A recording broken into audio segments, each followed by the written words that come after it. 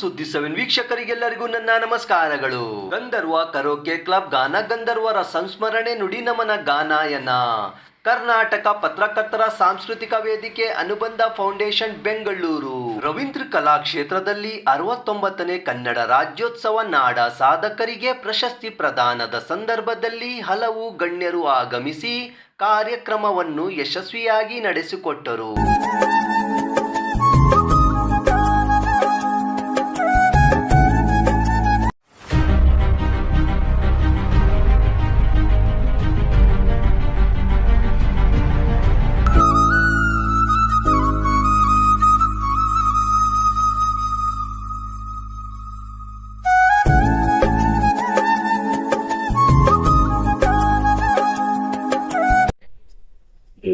ಮತ್ತು ನಾಡ ಸಾಧಕರಿಗೆ ಪ್ರಶಸ್ತಿಯನ್ನು ಕೊಟ್ಟು ಪುರಸ್ಕಾರವನ್ನು ಮಾಡ್ತಾ ಇದ್ದಾರೆ ನಮ್ಮ ಗಂಧರ್ವ ಕರೋಕೆ ಕ್ಲಬ್ ಮತ್ತು ಅನುಬಂಧ ಫೌಂಡೇಶನ್ ಅವರು.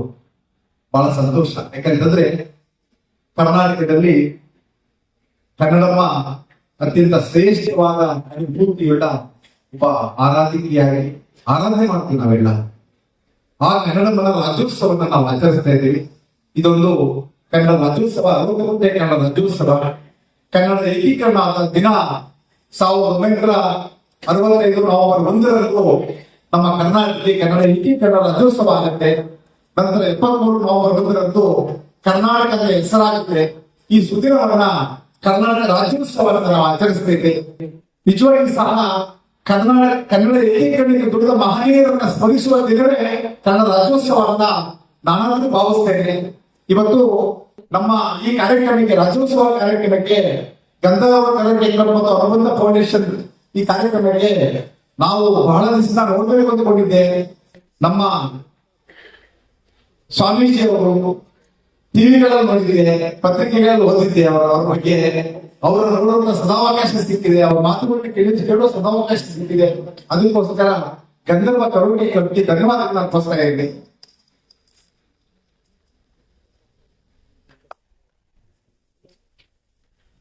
ನಮ್ಮ ಋಷಿಕುಮಾರ ಸ್ವಾಮೀಜಿ ಅವರು ಸುಕ್ಷೇತ್ರ ಕಾಳಿಕ ಮಠ ಅರಸೀಕೆರೆ ಅವ್ರನ್ನ ನೋಡ್ಬೇಕು ಆಸೆ ಇತ್ತು. ಇವತ್ತು ನೋಡ್ತಾ ಇದ್ದೇವೆ. ಮತ್ತು ಸಹಲಿ ಮೇಡಮ್ ಅವರು ಇವತ್ತು ಮಮತಾ ವಾಲ್ನಳ್ಳಿ ಅಂತ ಖ್ಯಾತ ಕಾದಂಬರಿಕರು ಹೇಳಿದ್ರು, ಅವರ ಒಂದು ಆಶ್ರಮಕ್ಕೆ ಹೋಗಿ ಬರಬೇಕು, ಸಹಲಿ ಮೇಡಮ್ ಅವ್ರ ಆಶ್ರಮಕ್ಕೆ ಹೋಗಿ ಬರಬೇಕು ಅಂತ ಹೇಳಿದ್ರು ಈಗಿನ. ಹಾಗಾಗಿ ಅವ್ರನ್ನ ಕಾಣುವಂತ ಒಂದು ಸದಾವಕಾಶ ಸಿಕ್ತು. ನಮ್ಮ ಕರಟೆ ಶ್ರೀನಾಥ್ ಅವರ ಆಶ್ರಯ ಇದೆ. ನಮ್ಮ ಡಾಕ್ಟರ್ ಸಂಗೀತ ಬಸಪ್ಪ ಗಿರಿದಾರ್ ಅವರ ಎದ್ದಿನಪಳ್ಳಿ ಬಹಳಷ್ಟು ಕನ್ನಡ ಸಾಂಸ್ಕೃತಿಕ ಸಾಹಿತ್ಯಿಕವಾದ ಬೆಂಬಲವನ್ನು ಕೊಟ್ಟು ಕರ್ನಾಟಕ ಪತ್ರಕರ್ತರ ಸಾಂಸ್ಕೃತಿಕ ವೇದಿಕೆಗೆ ಪೋಷಕರಾಗಿದ್ದಾರೆ. ಎಲ್ಲರೂ ಸಹ ನಮ್ಮ ಬಾಬು ದೇವಿಕರಂತ ಹಿರಿಯ ಪತ್ರಕರ್ತರು ಬಂದಿದ್ದಾರೆ. ಗೋವಿಂದ ಸ್ವಾಮಿ ಅವರು, ಪ್ರೊಫೆಸರ್ ಗೋವಿಂದ ಸ್ವಾಮಿ ರಾಜರಾಜೇಶ್ವರಿ ಭುವನೇಶ್ವರಿ ತಾಂಡವಿ ತ್ರಿಶೂಲ ತ್ರಿಧರೆ ಪಾಗಮಾಂ ಪರಬ್ರಹ್ಮ ಸ್ವರೂಪಿಣಿ ಇಚ್ಛಾಧಾರಣಿ ಯೋಗ ಸ್ವರೂಪಿಣಿಯಾಗಿರ್ತಕ್ಕಂಥ ಮಹಾಕಾಳಿ ಪಾದಾರವಿಂದದಲ್ಲಿ ವರ್ಣಿಸುತ್ತ ಬಂದಿರುವ ಎಲ್ಲ ಮಹನೀಯರು, ಎಲ್ಲ ಜೀವಾತ್ಮಗಳಿಗೆ ಅನನ್ಯ ಕೋಟಿ ನಮನಗಳನ್ನು ಸಲ್ಲಿಸ್ತಾ ಇದ್ದೇನೆ.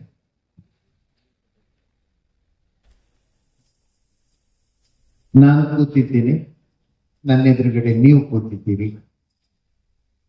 ನೀವು ಕೂತಿದ್ದೀರಿ, ನಿಮ್ಮ ಎದುರುಗಡೆ ನಾವು ಕೂತಿದ್ದೀವಿ. ಇಲ್ಲಿ ಯಾವುದು ಹಿರಿಯದಿಲ್ಲ, ಯಾವುದು ಕಿರಿಯದಿಲ್ಲ. ವೇದಿಕೆ ಇದೆಯಲ್ಲ, ಈ ದಿವಸ ಸಜ್ಜು ವೇದಿಕೆಯನ್ನು ಮಾಡಿರ್ತಕ್ಕಂಥ ನಮ್ಮ ಕೃಷ್ಣ ಅವರು ನನಗೊಂದು 3 ದಿವಸದಿಂದ 4 ದಿವಸದಿಂದ ವಾಟ್ಸಾಪ್ ಅಲ್ಲಿ ಒಂದು ಕಾರ್ಯಕ್ರಮ ಇದೆ ಅಂತ ಕಳಿಸಿದ್ರು. ನಾನು ಅಕಸ್ಮಾತ್ ನೋಡದೆ ಶುಭವಾಗ್ಲಿ ಅಂತ ಕಳಿಸಿದೆ. ಸ್ವಾಮೀಜಿ, ನೀವು 12ನೇ ತಾರೀಕು ಖಾಲಿ ಇದ್ರೆ ಬರ್ಬೋದು. ಅದ್ ನೋಡಿ ಎಷ್ಟು ಚೆನ್ನಾಗಿ, ಖಾಲಿ ಇದ್ರೆ ಬರ್ಬೋದು. ನನಗೆ ಏನ್ ಕಾರ್ಯಕ್ರಮ ಅಂತ ಎಲ್ಲ ನೋಡಿದೆ. ನೋಡಿದಾಗ ಅನೇಕ ಜನ ಗಾಯಕರು ಬರ್ತಿದ್ದಾರೆ. ಅವ್ರಿಗೆ ಸನ್ಮಾನ, ಪತ್ರಕರ್ತರ ಒಂದು ವೇದಿಕೆ ಸಂಸ್ಥೆ ಗಾಯನ ಈ ಲೋಕ ಇದೆಯಲ್ಲ, ಇದರಲ್ಲಿ ನೀನು ಬೇರೆ ವಿಶೇಷ ಇಲ್ಲ. ನಾಟಕರು, ಪಾಠಕರು, ಗಾಯಕರು, ವೈದಿಕರು, ಕೀರ್ತನಾಕಾರರು, ಯೋಧರರು, ವೀರರು, ನ್ಯಾಯಾಧಿಪತಿಗಳು, ವಿನ್ಯಾಸಿಗಳು ಅಂತ ಅನೇಕ ಮಾರ್ಗಗಳಿವೆ. ಅದರಲ್ಲಿ ಗಂಧರ್ವ ವಿದ್ಯೆ ಅಂತ ಒಂದಿಷ್ಟಿದ್ದಾವೆ. ನಾಟಕ, ಸಂಗೀತ, ನೃತ್ಯ, ಗಮಕ, ವೇದ, ಉಪನಿಷತ್ತು, ಹೀಗೊಂದಿಷ್ಟಿದೆ. ಅವರೆಲ್ಲ ಗಂಧರ್ವ ಬೇರೆ ಸೇರ್ತಾರೆ. ಇಲ್ಲಿ ಗಂಧರ್ವ ಅಂತಾನೆ ಹಾಕೊಂಡಿದ್ದಾರೆ. ಗಂಧರ್ವ ವಿದ್ಯೆಗಳು ಅಂತ ಒಂದಿಷ್ಟಿದ್ದಾರೆ. ಆ ವಿದ್ಯೆಗೆ ಸಂಬಂಧಪಟ್ಟವರು ಜ್ಯೋತಿಷಿಗಳು, ದೇವಸ್ಥಾನದ ಮೈಸೂರಿನಿಂದ ಆ ತಾಯಿ ಬಂದಿದ್ದಾರೆ.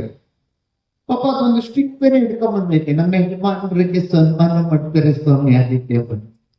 ಆ ಪ್ರೀತಿ ನೋಡಿ, ಆ ವಯಸ್ಸು ಒಂದು ಸನ್ಮಾನದ, ಕೀರ್ತಿಯ, ಪತಿಯ ಸಂತೋಷದಲ್ಲಿ ನಾನು ಪಾಲ್ಗೊಳ್ಬೇಕು ಅನ್ನುವಂತ ಹುಮ್ಮಸ್ಸು ಆ ವಯಸ್ಸಿನಲ್ಲಿ. ಈಗ ಕೂಡ ಒಂದ್ ಶಾಲು, ಒಂದ್ ಪೇಟ, ಭೋಜನ ಶೆಟ್ರಂಗಡಿಗೆ ಹೋದ್ರೆ ಕೊಡ್ತಾರೆ. ಶೆಟ್ರಂಗಡಿಗೆ ಒಂದ್ ಶಾಲ್ ತಗೊಳಕ್ಕಾಗಲ್ದೆ ನಮ್ಗೆ, ತಗೋಬೋದು. ಆದ್ರೆ ನೀನು ಈ ದಿವಸ ಮಾಡ್ತಿರ್ತಕ್ಕಂಥ ಸನ್ಮಾನ, ಆತನ ಜೀವನವೆಲ್ಲ ಮೈಸೂರಿನಿಂದ ಆ ವಯಸ್ಸಿನಲ್ಲಿ ಅವ್ರು ಬಂದಿದ್ದಾರೆ ಅಂದ್ರೆ ಸನ್ಮಾನಕ್ಕಿರುವಂತ ತೂಕ ಏನಯ್ಯ ಅದು? ಆ ತೂಕವನ್ನು ನೋಡ್ಲಿಕ್ಕೆ ಭಾರ್ಯ ಹೆಂಡತಿ ನಾಚ್ಕೊಳ್ತಾಳೆ. ಈ ವಯಸ್ಸಿನಲ್ಲಿ ನಾಚಿ ಅದನ್ನೇ ಮನೋವೈದ್ಯರು ಕೂತ್ಕೊಂಡಿದ್ದಾರೆ ಪಕ್ಕದಲ್ಲಿ, ಮನಸ್ಸಲ್ಲಿ ಅವರ ಪ್ರಾತಿನಿಧ್ಯ ಮಾಡಿದೆ. ಈ ವೇದಿಕೆ ಮೇಲೆ ಕುಂತಿರೋರಿಗೆ ಸಾಮಾನ್ಯರು ಕೂತಿಲ್ಲ, ಒಬ್ಬೊಬ್ಬರು ಒಂದೊಂದು ಸಿದ್ಧಾಂತಗಳನ್ನು ಇಟ್ಕೊಂಡು ಕೂತಿದ್ದಾರೆ. ಇಲ್ಲೊಂದು ಚೂಡಿದಾರ ಹಾಕೊಂಡು ಕೂತಿದೆಯಲ್ಲ, ಇದು ಸಾಮಾನ್ಯವಾದ ಆತ್ಮ ಅಲ್ಲ. ನೀವು ಅಂದ್ಕೊಂಡಂಗೆ ನಾನು ಅಂದ್ಕೊಂಡಂಗೆ ದಿವ್ಯ ಚೇತನ. ಅಂದ್ರೆ ಒಂದು 100 ಕೋಟಿ ಪ್ರಾಜೆಕ್ಟ್, ಒಂದು ದೇವಸ್ಥಾನವನ್ನು, ಒಂದು ಆಶ್ರಮ ಮಾಡಿದ್ದಾರೆ. ಆಶ್ರಮದ ಎಲ್ಲಂಗೆ ಹೊಗಳೋದು ಇಷ್ಟ ಆಗಲ್ಲ, ವೇದಿಕೆ ಕೊಡೋದು ಇಷ್ಟ ಆಗಲ್ಲ, ಯಾರಾದ್ರೂ ಏನಾದ್ರು ಹೇಳಿದ್ರು ಅಂದ್ರೆ ಇಷ್ಟ ಆಗಲ್ಲ, ಹೊರಟ್ಬಿಡ್ತಾರೆ. ಒಂಥರ ನೋಡೋದು ಎಷ್ಟು ಸುಂದರವಾಗಿದ್ದಾಳೋ ಅಷ್ಟೇ ಗಾಳಿ ತರ. ನಾನು ಅವತ್ತು ನಂದು ಕಾರ್ಯಕ್ರಮ ಇದೆ 18ನೇ ತಾರೀಕು, ಮಿಸ್ ಮಾಡ್ಕೋಬೇಡಿ. ನಂದು ಕಲಾಗ್ರಾಮದಲ್ಲಿ ಶ್ರೀನಿವಾಸ ಕಲ್ಯಾಣ ಒಂದು ಕಾರ್ಯಕ್ರಮ ಮಾಡ್ತಿದ್ವಿ. ಶ್ರೀನಿವಾಸನ ಪಾತ್ರ ನಾನ್ ಮಾಡ್ತಾ ಇದ್ದೀನಿ, ಮಿಸ್ ಮಾಡ್ಕೋಬೇಡಿ. ಆ ಶ್ರೀನಿವಾಸ ಕಲ್ಯಾಣ ಕಾರ್ಯಕ್ರಮಕ್ಕೆ ಮುಂಚೆ 1 ಅವರು ಆಧ್ಯಾತ್ಮ ಅಂದ್ರೇನು, ಭರತ ಭೂಮಿ ಅಂದ್ರೇನು, ಭಾರತ ದೇಶಕ್ಕೆ ಯಾಕೆ ಸನಾತನ ಅಂತಾರೆ ಅನ್ನುವಂತಹ ಒಂದು ಚರ್ಚಾ ಕಾರ್ಯಕ್ರಮ ವೇದಿಕೆಯಲ್ಲಿ ನಡೆಯುತ್ತೆ. ಅದು ಕಿರಣಮ್ಮ ಅವರು ನಡೆಸಿಕೊಡ್ತಾರೆ. ಆಕೆ ಒಳಗಡೆ ಇರ್ತಕ್ಕಂತಹ ಆಧ್ಯಾತ್ಮ ಚೈತನ್ಯ ಇದೆಯಲ್ಲ, ಸಾಮಾನ್ಯವಾದ ಅಲ್ಲವೇ ಅಲ್ಲ. ನಾನು ಇಷ್ಟು ವರ್ಷ, ನನಗೀಗ 60 ವರ್ಷಗಳ ಸಾಧನೆ ಇದೆಯಲ್ಲ, ಅಷ್ಟೆಲ್ಲ ಹುಡುಕಿದ್ದೀನಿ. ಅಷ್ಟೆಲ್ಲ ಹುಡುಕಿದ್ರು ಸಹ ಈ ತಾಯಿ ಒಳಗಿರುವಂತ ದಿವ್ಯ ಚೇತನ ನಾನು ನೋಡೇ ಇರಲಿಲ್ಲ. ಇದು ಯಾಕೋ ಇವ್ರು ಶುರು ಮಾಡ್ಕೊಂಡು 60 ಆಯ್ತಾ? ಅಲ್ಲ, ವಯಸ್ಸಾಗ್ತಾ ಇರುತ್ತೆ ಬಿಡಿ, ದೇಹದ ವಯಸ್ಸನ್ನು ನೀವು ತಗೋಬೇಡಿ. ನಿಮ್ಗೆ ಇದಕ್ಕೆ ವಯಸ್ಸು ಬೇಡ, ನಿಂತ್ಕೊಂಡ್ಬಿಡ್ಬೇಕು. ಅದು ಹಾಗೆ ಇದ್ದಿದ್ದು ನಮ್ಮ ದೇಶದ ಸಂಸ್ಕೃತಿ. ನಮ್ಮ ದೇಶದ ಸಂಸ್ಕೃತಿನಲ್ಲಿ ನೀನು ಮನೋವೈದ್ಯರು ಕೂತಿದ್ದಾರೆ, ಮನಸ್ಸು ಏನ್ ಹೇಳುತ್ತೋ ಆ ತರ ದೇಹ ಹೇಳ. ನಿನ್ನ ಮನಸ್ಸು ಒಳಗಡೆ ಆಗ್ತಾ ಇಲ್ಲ ಅಂದ್ರೆ ದೇಹನು ಹಂಗೆ ಆಗುತ್ತೆ. ದೇಹದೊಳಗೆ ನಾನು ಯಾವಾಗಲೂ 20 ಅನ್ಕೊಳ್ಳಿ, 70 ಆಗದೇ ಇಲ್ಲ, 20ರಲ್ಲೇ ಇರ್ತೀರ. ನಿಮ್ಮ ಒಳಗಡೆ ಇರ್ತಕ್ಕಂಥ ಶಕ್ತಿ ಅದು, ನಿಮ್ಮ ಒಳಗಡೆ ಇರ್ತಕ್ಕಂಥ ಚೈತನ್ಯ ಅದು. ಆ ಚೈತನ್ಯವನ್ನ ನೀವು ಈಗ ಸಂಗೀತ ಆಡ್ತಾ ಇದ್ರು, ಎದುರುಗಡೆ ಇರೋರು, ಅದನ್ನು ಇಂಟ್ರೆಸ್ಟ್ ಇರೋರು ಪೂರ್ತಿಯಾಗಿ ಒಳ ಹೊಕ್ಕು ನೋಡ್ತಾ ಇದ್ರು. ನಮ್ಗೆ ಇಂಟ್ರೆಸ್ಟ್ ಇಲ್ಲ, ಏನೋ ಮಾತಾಡ್ತಾ ಕೂತಿದ್ವಿ. ನೀವು ಯಾವತ್ತು ನಿಮ್ಮ ದೇಹಕ್ಕೆ ಇಂಟ್ರೆಸ್ಟ್ ಕೊಡ್ತಿರೋ ಆವತ್ತು ನಿಮ್ಮ ಮನಸ್ಸು ನಿಮ್ಮ ದೇಹನ ನೋಡ್ಕೊಳಕ್ ಶುರು ಮಾಡಿ. ನಿಮ್ಮ ದೇಹವನ್ನ ಅದು ನೋಡ್ಕೊಳಕ್ ಶುರು ಮಾಡುತ್ತೆ ಅಂತ ಅಂದ್ರೆ ನಿಮ್ಗೆ ಯಾವತ್ತು ವಯಸ್ಸಾಗೋದೇ ಇಲ್ಲ. ಅದನ್ನೇ ಟೆಕ್ನಿಕ್ಕು ನಮ್ಮ ಹಿರಿಯರು ಪೂಜ್ಯರು ಚಿರಂಜೀವಿ ಭವ ಅಂತ ಆಶೀರ್ವಾದ ಮಾಡೋದು. ಚಿರಂಜೀವಿ ಆಗುವಂತ ಈಗಲೂ ಮಾಡ್ತೀವಿ. ಸುಖಿ ಭವ, ಚಿರಂಜೀವಿ ಭವ, ಆಯುರ್ಮಾನ್ ಭವ, ಶತ ಆಯುರ್ಮಾನ್ ಭವ ಅಂತ ಬರೀ ಆಶೀರ್ವಾದ. ಅವೆಲ್ಲ ಸುತ್ತಾಗ ಹೋಗ್ತವೆ. 20ಕ್ಕೆ ಸುತ್ತೋಗ್ತವೆ, 30ಕ್ಕೆ ಹೋಗ್ತಾವ್ರೆ, 40ಕ್ಕೆ ಹೋಗ್ತಾವ್ರೆ. ಯಾಕೆ ಹೋಗ್ತಾ ಇದ್ದೀವಿ ನಾವು ಅಂತ ಅಂದ್ರೆ ನಮ್ಮ ಶಿಸ್ತಿಲ್ಲ, ದೇಹದ ಪ್ರೀತಿ ಇಲ್ಲ. ನಿಮ್ಗೆಲ್ಲರಿಗೂ ಫ್ರೆಂಡ್ ಇರ್ಬೇಕು. ಸಾಮಾನ್ಯ ಒಬ್ಬ ಫ್ರೆಂಡ್ ಇದ್ದೇ ಇರ್ತಾರಲ್ಲ. ಇದಲ್ಲ, ನಿಮ್ಗೆ ಬೆಸ್ಟ್ ಫ್ರೆಂಡ್ ಅಂದ್ರೆ ಯಾರು? ಹಾ, ನಿಮ್ಮ ಒಳಗಿರುವ ಮನಸ್ಸನ್ನ ಫ್ರೆಂಡ್ ಮಾಡ್ಕೊಳ್ಳಿ. ಅವನೇ ಎಲ್ಲ ಸಜೆಷನ್ ಕೊಡ್ತಾನೆ.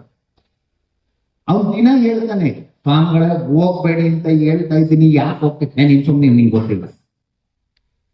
ನಮ್ಮ ಮನಸ್ಸು ಮೊದಲು ಹೇಳುತ್ತೆ. ಅದನ್ನ 6th ಸೆನ್ಸು 7th ಸೆನ್ಸು ಅಂತ ಏನು ಕರೀತೀರ ನೀವು ಇಂಗ್ಲಿಷ್ ನಲ್ಲಿ ಪದ, ಅದು ಸ್ನೇಹಿತ.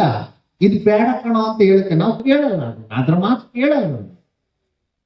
ನೀವು ಬೇಕಾದ್ರೆ ಎಲ್ಲರೂ ಪರೀಕ್ಷೆ ಮಾಡಿ, ನಂಗೆ ಅವತ್ತ ಅನ್ಕೊಂಡ ಕಣೆ ಬೇಡ ಅಂತ. ಅಥವಾ ಇದು ನೀವಲ್ಲ ಅಂದ್ಕೊಂಡಿದ್ದು, ಒಳಗಿರೋ ಮನಸ್ಸು ನಿಮ್ಗೆ ಹೇಳಿತ್ತು ಬೇಡ. ನಿಮ್ ಮನಸ್ಸು ಹೇಳುತ್ತೆ ದೇವಸ್ಥಾನಕ್ಕೆ ಹೋಗೋಣ, ಅಯ್ಯೋ. ನಿಮ್ ದೇಹ ಕೇಳ್ತಾ ಇಲ್ಲ. ಎಂದಿಗೆ ನಿಮ್ಮ ದೇಹ ಪೂರ್ಣವಾಗಬೇಕು, ನಿಮ್ಮ ಒಳಗಿರೋ ಅಂತರಾತ್ಮದ ಮಾತು ಕೇಳಬೇಕು. ಆಗ ಅದು ಚೈತನ್ಯವನ್ನು ಕೊಡ್ತದೆ. ಗಾಯಕರು ಹಾಡ್ತಾ ಇದ್ದಾರೆ. ಈಕೆ ಎಷ್ಟು ಸವಿತಾ ಇದ್ಲು ಈ ತಾಯಿ ಅಂದ್ರೆ ಆ ಸಂಗೀತವನ್ನ. ಅದಕ್ಕೆ ನನ್ಗನ್ಸು, ನೀವ್ ಯಾಕೆ ಬರಕ್ ಹೋದ್ರಿ ಇಲ್ಲಿಗೆ ಏನು ಬಿಟ್ಟು? ಯಾಕೆ ನಾವ್ ಅಲ್ಲಿ ಕೂತ್ಕೊಂಡು ಇಷ್ಟು ಚೆನ್ನಾಗಿ ಹಾಡು ಕೇಳ್ತಿದ್ವಿ, ನೀವು ಬಂದ್ಮೇಲೆ ಹಾಡು ಕೇಳೋದ್ರೆ ಹೊಂಟೋಯ್ತು. ನನಗೆ ಡಿಸ್ಟರ್ಬ್ ಹೆಂಗಾಯ್ತು ಆಕೆ ಅಂತ ಆಕೆ ಹೇಳ್ತಾಳೆ. ಇದೆಲ್ಲ ನಾವು ಡಿಸ್ಟರ್ಬ್ ಆಗ್ಬಾರ್ದು ಅನ್ನೋದಾದ್ರೆ ಆತ್ಮ ಅನ್ನೋ, ಆನಂದ ಅನ್ನೋ ಜಾಗಕ್ಕೆ ಹೋಗ್ಬೇಕು. ನಾವೆಲ್ಲರೂ ಸಿಂಗರ್ಸೇ. ಈ ಹಾಡೇಳೋದಿದೆಯಲ್ಲ, ಇವತ್ತೇನೋ ಬಂದೈತೆ, ಅದೆಂತದೋ ಹಾಕೊಳ್ತಾರೆ, ಆಡ್ತಾರೆ, ಅದೇನೋ ಅದನ್ನ ಅಟ್ಟೆ ಅದೆಂತದೋ ಆಗ್ತಿದ್ದಾವ ಅಲ್ಲಿ ಕುತ್ಕೊಂಡು ಇದ್ರಲ್ಲಿ ಕಂಪ್ಯೂಟರ್ ಅಲ್ಲಿ ಕರೋಕೆನೋ ಏನೋ. ನಾವು ಹಂಗ ಆಡ್ತಿರ್ಲಿಲ್ಲ. ತಬಲಾ ಹಾರ್ಮೋನಿಯಂ ಎಲ್ಲ ಇರ್ಬೇಕಾಗಿತ್ತು ನಮ್ಗಿದ್ರೆ. ಶ್ರೀರಾಮ ಅಂದ್ರೆ ಅವ್ನ ಹಾರ್ಮೋನಿಯಂ ಹಿಡಿಬೇಕು. ಅವನೊಂದ್ಸತಿ ಹಿಂಗ್ ನೋಡ್ತಿದ್ಯ ಅಣ್ಣ, ಜಯ ರಾಮ ಸೀತಾರಾಮ ಹಿಡಿದು ಅವ್ನು ನೋಡಿಸ್ಕೊ. ಅದು ಸಂಗೀತ. ನಾನು ಹೇಳಕ್ಕೆ ಶಿಶುರ್ ವ್ಯಕ್ತಿ, ಪಶುರ್ ವ್ಯಕ್ತಿ, ಗಾನ ವ್ಯಕ್ತಿ, ಶಿಶು, ಪ್ರಾಣಿಗಳು ಎಲ್ಲವೂ ಸಂಗೀತದ ಆ ಶಕ್ತಿಯ ಒಳಗಡೆ ಲೀನವಾಗೋಗಿದೆ. ಈ ದೇಶ ಓಂಕಾರದೊಳಗಡೆ ಲೀನವಾಗ. ಜಯ ರಾಮ ಶ್ರೀರಾಮ ರಘುರಾಮ ರಾಮ ರಾಮ. ಹಾಡೋನು ಸಂಗೀತದ ಆಳ ಕೊಟ್ಟೋದ್ರೆ ಕೇಳೋನು ಅದ್ರ ಮೇಲೆ ಕೊಟ್ಟ. ಇವೆರಡು ಸಂಬಂಧ. ಅದು ಹೊರಟಾಗಿ ಕಂಪ್ಯೂಟರ್ ಬಂದೈತೆ, ಆಡಿ, ನಾನು ಹಾಡ್ಬಿಡಿ ಅಂತ ಹೇಳ್ತಿಲ್ಲ, ಆದ್ರೆ ಆಳಕ್ಕೆ ಹೋಗಿ ಅನುಭವಿಸಿ. ಆ ಅನುಭವವಾದಾಗ ಸಂಗೀತವೇ ನಿಮಗೆ ಮೋಕ್ಷದ ದಾರಿ ಅಂತ. ನಾಟ್ಯ ಮಾಡ್ತಾ ಇದ್ದೀನಿ ಅಂತಂದ್ರೆ ನಾಟ್ಯದೊಳಗಡೆ ಲೀನವಾಗ್ಬಿಟ್ರೆ ಪರಮಾತ್ಮ ನೋಡ್ತಾನೆ. ನಿಮ್ಗೆ ಆತ್ಮ ಮತ್ತೆ ಪರಮಾತ್ಮನ ಸಂಬಂಧ ಆಗ್ಬೇಕು ಅಂತಂದ್ರೆ ನೀವು ರಿಯಲಿಸ್ಟಿಕ್ ಹೋಗ್ಬೇಕು. ಯಾವುದು ಸತ್ಯ ಇದೆ ಅದು ಒಳಗಡೆ ಹೋಗ್ಬೇಕು. ಆವಾಗ ನಿಮ್ಗೆ ಆಗುತ್ತೆ ಆನಂದ. ಈಗ ಅದಕ್ಕೆ ಯಂತ್ರ ಅತಂತ್ರ, ಯಂತ್ರ ಅತಂತ್ರವೇ. ಯಾಕೆಂದ್ರೆ ಪಾಪ ಆತ ಕೃಷ್ಣ ಆಡಕ್ ಹೋದ, ಅದೇನೋ ಪಟ್ಟಂತು ನಿಂತೋಯ್ತು. ನಿಮ್ಮನ್ನ ಬೆಂಗಳೂರಿಗೆ ಓಡಿಸ್ಬಿಡ್ತಾರೆ ಅಂತ ಇದೊಂದು ಸಂದರ್ಭದಲ್ಲಿ ಹೇಳ್ಕೊಂಡಿದ್ದೀನಿ. ಇದರ ಬಗ್ಗೆ ಎಷ್ಟು ಜನರು ಚಿಂತನೆ ಮಾಡ್ತಿರೋ ನಿಂಗೆ ಗೊತ್ತಿಲ್ಲ. ಮತ್ತೆ ನಮ್ಮ ಕಾಳಿಕ ಸ್ವಾಮೀಜಿ ಅವರನ್ನ ನಾವೇನು ಏರಿಸೋದಿಲ್ಲ, ಅವರು ಸ್ವತಃ ಏರ್ಕೊಂಡಿರ್ತಾರೆ. ಬ್ರಹ್ಮಾಂಡದ ಮೇಲೆ ಇದ್ದಾರೆ ಅವರು. ಸಾರನಾಥ ಅದ್ವೈತ ಆಧ್ಯಾತ್ಮ ಪುಣ್ಯಕ್ಷೇತ್ರ ಈ ಬಾರಿಯ ದಸರಾ ಪ್ರಶಸ್ತಿಯಲ್ಲಿ ಸಂದರ್ಭದಲ್ಲಿ ಅವರಿಗೆ ಜ್ಞಾನ ನಿಧಿ, ಜ್ಞಾನ ಡಿಂಡಿಮ 3 ಹೆಸರನ್ನು ಕೊಟ್ಟು ಅವರಿಗೆ ನಾವು ಸನ್ಮಾನವನ್ನು ಮಾಡಿದ್ವಿ.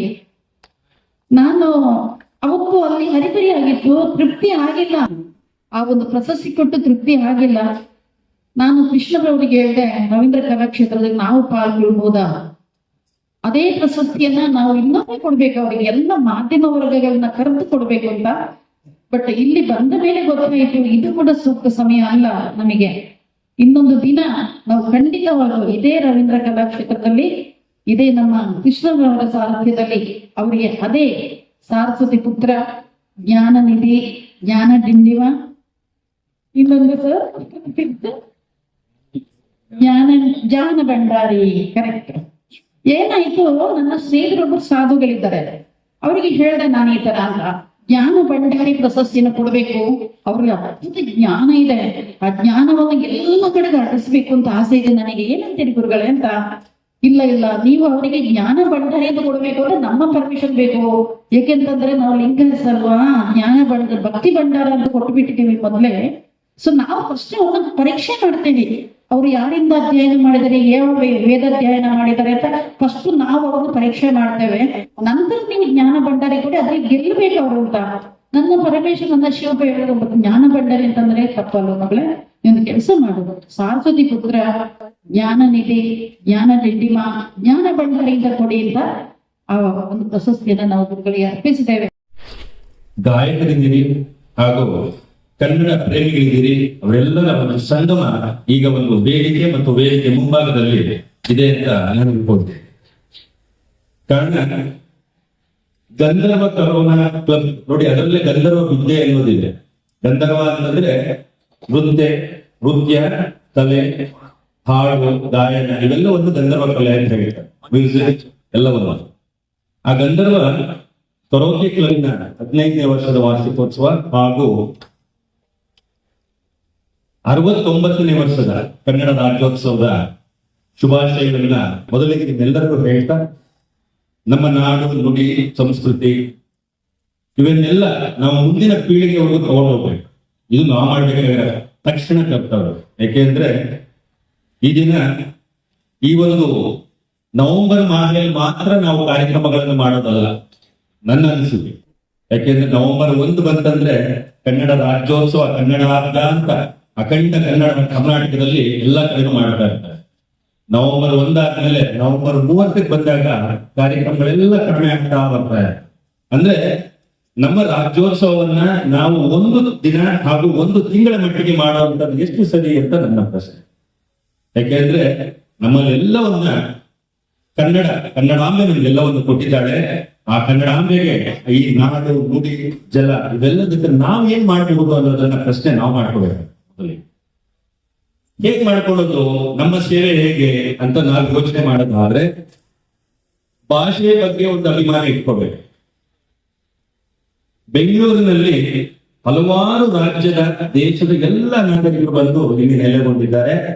ಎಲ್ಲರನ್ನ ನಾವು ಆಕ್ಟಿವಾಗಿ ನಾವು ಅವ್ರನ್ನ ಆಹ್ವಾನ ಮಾಡಿ ಅವ್ರಿಗೆ ಬೇಕಾದನ್ನ ಕೊಡುವಂತ ಒಂದು ಪ್ರಕ್ರಿಯೆ ನಮ್ಮ ಕನ್ನಡಿಗರಿಗೆ ಇದೆ. ಯಾಕಂದ್ರೆ ನಮ್ಮ ಹೃದಯ ವಿಶಾಲವಾದ, ಅದರಿಂದ ನಾವು ಕೊಡ್ತೀವಿ, ಇಲ್ಲ ಅಂತೀವಿ. ಆದ್ರೆ ನನ್ನ ಒಂದು ಇನ್ನ ಎಲ್ಲರಿಗೂ ಹೇಳೋದು, ಬೆಂಗಳೂರಿನಲ್ಲಿ ಇರ್ತಕ್ಕಂಥ ನಗರವಾಸಿಗಳು, ಅಪಾರ್ಟ್ಮೆಂಟ್ಗಳಲ್ಲಿ ಇರ್ತಕ್ಕಂಥವ್ರು ಎಲ್ಲರಿಗೂ ನನ್ನ ಒಂದು ಭಿನ್ನ ಏನು ಅಂತಂದ್ರೆ, ಈ ವೇದಿಕೆ ಮುಖಾಂತರ ನಾನು ಹೇಳೋದಾದ್ರೆ, ಯಾರು ಹಲವಾರು ದೇಶದ ಎಲ್ಲ ನಾಗರಿಕರು ನಮ್ಮ ರಾಜ್ಯದಲ್ಲಿದ್ದಾರೆ, ಬೆಂಗಳೂರಿನಲ್ಲಿದ್ದಾರೆ, ಅವರಿಗೆ ಕನ್ನಡವನ್ನು ಕಲಿಸೋ ಒಂದು ಪ್ರಯತ್ನವನ್ನು ಮಾಡಿ ಅಂತ ನನ್ನ ಒಂದು ಅನಿಸಿಕೆ. ದಯವಿಟ್ಟು, ಯಾಕೆಂದ್ರೆ ಕನ್ನಡ ಮಾತಾಡದೇ ಇರ್ಬೋದು, ಆದ್ರೆ ಕನ್ನಡವನ್ನು ಅರ್ಥ ಮಾಡ್ಕೊಳ್ಳೋದು, ನಾವು ಮಾತಾಡಿದ್ರೆ ಹೇಳಿದ್ದನ್ನ ಅರ್ಥ ಮಾಡ್ಕೊಳ್ಳುವಂತ ಪರಿಸ್ಥಿತಿಯಲ್ಲಿ ನಾವು ಬರಬೇಕು ಅಂತ ನನ್ನ ಒಂದು ದಿನ. ಯಾಕೆಂದ್ರೆ ಭಾಷೆ ಉಳಿಸೋದು ಹಾಗಲ್ಲ. ಭಾಷೆ ಹೇಗಿದ್ರೆ ನಾವೆಲ್ಲರೂ ಮಾತಾಡ್ತಾ ಹೋಗ್ತಾ ಇದ್ರೆ ಭಾಷೆ ಉಳಿಯೋದು, ಇಲ್ಲದಿಂದ ಭಾಷೆ ಉಳಿಯೋದಿಲ್ಲ. ನಾವು ಎಲ್ಲ ಈಗ ಇಂಗ್ಲಿಷ್ ಮಯ ಆಗಿದೆ. ಕನ್ನಡ ಮಾತಾಡಿದ್ರೆ ಕೀಳಿಯರ್ಮೆ, ಇಂಗ್ಲಿಷ್ ಮಾತಾಡಿದ್ರೆ ಒಂದು ಹೆಗ್ಗಳಿಕೆ ಅನ್ನೋದು ಬಿಡಬೇಕು. ನಾವು ಇಂಗ್ಲಿಷ್ ಬೇಕು. ಯಾಕೆಂದ್ರೆ ನಾವು ವೃತ್ತಿ ರಂಗದಲ್ಲಿ ಇರ್ತಕ್ಕಂಥವ್ರು, ಹಲವಾರು ವೃತ್ತಿಯಲ್ಲಿರ್ತಕ್ಕಂಥವ್ರು ಇಂಗ್ಲಿಷ್ನ ಬಳಕೆಯನ್ನು ಮಾಡುವಂಥದ್ದು ಅದೇನು ಸರಿ ಇಲ್ಲ ಅಂತ ಹೇಳೋದಿಲ್ಲ. ಆದ್ರೆ ನಮ್ಮತನವನ್ನ ನಾವು ಬಿಟ್ಕೊಡುವಂಥದ್ದು ಮಾಡಬಾರ್ದು. ಕನ್ನಡವನ್ನ ಮನೆಯಲ್ಲಿ ನಾವು ಕನ್ನಡವನ್ನ ಮಾತಾಡ್ಬೇಕು. ಮಕ್ಕಳಿಗೆ ಕನ್ನಡದ ಅಕ್ಷರಾಭ್ಯಾಸ ಮಾಡುವಂತ ಒಂದು ಕೆಲಸ ನಿಟ್ಟಿನಲ್ಲಿ ಆಗ್ಬೇಕು.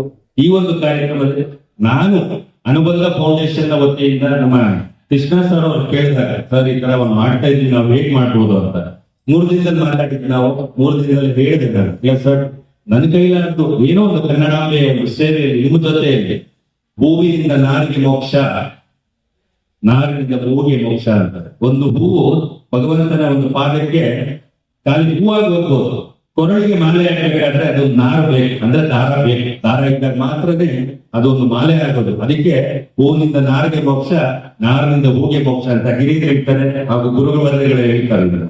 ಅದಕ್ಕೆ ನಾವೆಲ್ಲರೂ ಒಗ್ಗಟ್ಟಾಗಿ ನೋಡಿ, ಒಳ್ಳೆ ಪ್ರತಿಭೆ, ಒಳ್ಳೆ ಪತ್ರಕರ್ತರ ಒಂದು ವಿಭಾಗವೇ ಇದೆ. ನಾನು ಅದನ್ನೇ ನೋಡ್ತಾ ಇದ್ದೀನಿ. ಮತ್ತೆ ಯಾರಿಗೂ ನನಗೆ ಗೊತ್ತಿಲ್ಲ. ಕೃಷ್ಣ ಅವ್ರು ಬಿಟ್ರೆ ಇಲ್ಲಿ ವೇದಿಕೆಯಲ್ಲಿ ಇರ್ತಕ್ಕಂಥವ್ರು ಯಾರು ನನಗೆ ಗೊತ್ತಿಲ್ಲ. ಜ್ಯೋತಿ ಅವರು ಗೊತ್ತು ನನಗೆ. ಅವರು ಹಲವಾರು ಕಾರ್ಯಕ್ರಮಗಳಲ್ಲಿ ನಾನು ಭೇಟಿಯಾಗಿದ್ದೀನಿ. ನಿಮ್ಮೆಲ್ಲರಿಗೂ ನಾನು ಒಂದೇ ವಿಚಾರ ಹೇಳೋದು, ನಾವೆಲ್ಲ ಇಲ್ಲಿ ಸೇರಿದ್ದೀವಿ. ನಾವು ಯಾರು ಗೊತ್ತಿಲ್ಲ ಅಂತ ನಾವೆಲ್ಲರ ಕನ್ನಡದ ಮಕ್ಕಳು ಅಂತ ಹೇಳೋದಕ್ಕೆ ಇಷ್ಟಪಡ್ತಾ, ನಾವೆಲ್ಲರೂ ಸಿರಿಗನ್ನಡಂ ಗೆಲ್ಲಿ ಸಿರಿಗನ್ನಡಂ ಬಾಳ್ವೆ ಅಂತ ಹೇಳ್ತಾ ಕನ್ನಡಕ್ಕೆ ಜೈ ಎನ್ನೋಣ. ನಮ್ಮ ಮಕ್ಕಳು ಮುಂದಿನ ಪ್ರಜೆಗಳಿಗೆ ನಾವು ಅದನ್ನ ತೋರಿಸೋಣ ಅಂತ ಹೇಳ್ತಾ ನಮಸ್ಕಾರಗಳು, ಧನ್ಯವಾದಗಳು.